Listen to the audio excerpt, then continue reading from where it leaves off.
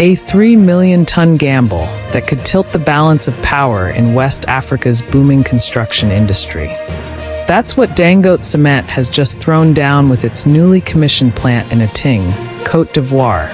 A move set to reshape markets, drive jobs, and possibly challenge the dominance of global giants in the region. But like all big bets, the risks are real. Let's dig in. What exactly has Dangote done? Dangote Cement has officially begun operations at its new cement plant in Attingué, about 30 kilometers from Abidjan, Côte d'Ivoire. It's a 50-hectare facility capable of producing 3 million metric tons, MT, of cement per year. The investment into this plant is approximately 100 billion CFA francs.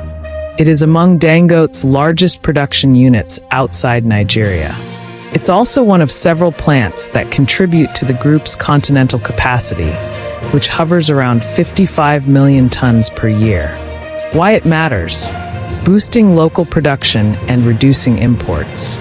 Côte d'Ivoire, like many West African countries, has depended significantly on imported cement to meet domestic demand. With a large plant now operating locally, Dangote aims to reduce import dependency, stabilize local supply, and likely bring down prices. Regional footprint and market expansion. This is part of Dangote Cement's broader strategy of strengthening its presence across Africa. By locating plants in strategic markets, the company not only grows capacity, but also cuts down transportation costs, improves access, and mitigates forex or import duty issues. Job creation and local value chain stimulation. The Attingué plant is expected to generate over 1,000 direct and indirect jobs. Beyond that, it will create demand for local small and medium enterprises, transport, trade, raw materials distribution. Dangote is also launching training programs for engineers and technicians through its Dangote Academy to build local technical capacity. Strategic for infrastructure and construction boom. Côte d'Ivoire's construction industry is growing, driven by infrastructure projects, urbanization, energy logistics. Data suggests the sector will enjoy strong compound annual growth in years ahead. Dangote's plant is poised to feed into that increasing demand. What Dangote claims. According to Serge Bada, managing director of Dangote Cement Côte d'Ivoire, the plant is more than an industrial unit. It's a symbol of confidence in Côte d'Ivoire's future. Dangote says the cement produced will be world-class and offered at competitive prices. Production will include different grades for masonry, building, large structural applications, meaning a range of uses for contractors, masons, and developers. What the competition looks like. Côte d'Ivoire already has established players like Lafarge-Holcim, CIM Ivoire, Semaf, etc. Dangote's entry will likely intensify competition, especially in terms of pricing, distribution reliability, and quality. The plant adds to Côte d'Ivoire's total cement capacity and could begin to shift supply dynamics locally and possibly for neighboring countries. Possible challenges. While the project is promising, there are risks that could affect its success.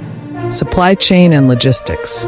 Even though local production helps reduce some costs, there are still issues with transport, road infrastructure, access to raw materials, and energy supply.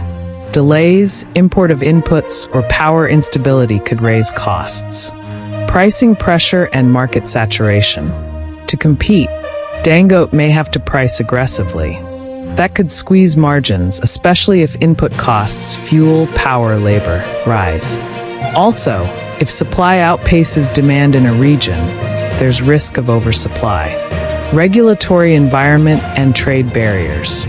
Customs, taxes, duty regimes, export/import rules may affect competitiveness. Policies may favor local players or impose bureaucratic costs. Foreign exchange fluctuations could also affect operations and profit. Community/environmental and social factors. Projects this size often face scrutiny over environmental impact, land use, community benefit, and local infrastructure, roads, water, etc. Ensuring good local relations and corporate social responsibility will matter. What to watch going forward? These are the indicators to monitor in upcoming months/years to see if this plant delivers on its promise. Price trends of cement in Côte d'Ivoire after Dangote's plant begins full operations. Will local consumers see lower costs? Supply consistency. Can the plant maintain steady output without major disruptions in inputs, energy, or logistics? Distribution reach. How well will Dangote distribute across the country, urban and rural, and establish retailer networks? Employment and training outcomes. Are the promised jobs and technical capacity being realized? Competitive responses. How will existing cement producers react? Pricing wars. Improved quality. Strategic partnerships. Export potential. Will this facility supply only Côte d'Ivoire, or also export to neighboring markets, reducing reliance on imports from further away? Big picture implications. Industrialization and self-reliance. This plant is a step toward greater industrial self-sufficiency for Côte d'Ivoire, and also illustrates how African companies are investing across borders instead of markets being dominated by foreign imports.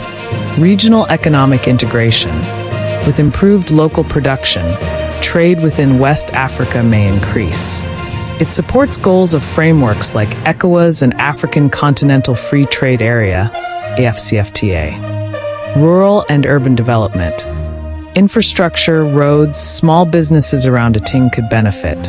Local communities may see improvements in services, employment, and local economy. Value addition. Cement manufacturing adds value beyond raw materials. It requires skills, logistics, maintenance, distribution.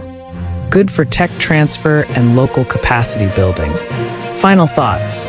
Dangote Cement's launch of its Attingué plant in Côte d'Ivoire is more than a business expansion. It could be a turning point for the cement industry in Francophone West Africa, setting new benchmarks for local production, price competitiveness, and regional supply chain strength. But whether the promise becomes lived reality depends on navigating costs, regulatory challenges, infrastructure, and ensuring that benefits, from jobs to lower prices, reach ordinary Ivorians. Thanks for watching. If you enjoyed this update and want to stay informed with fast, reliable news, don't forget to subscribe to Newsflash 360. Hit the notification bell so you never miss a story. Your next headline is just seconds away.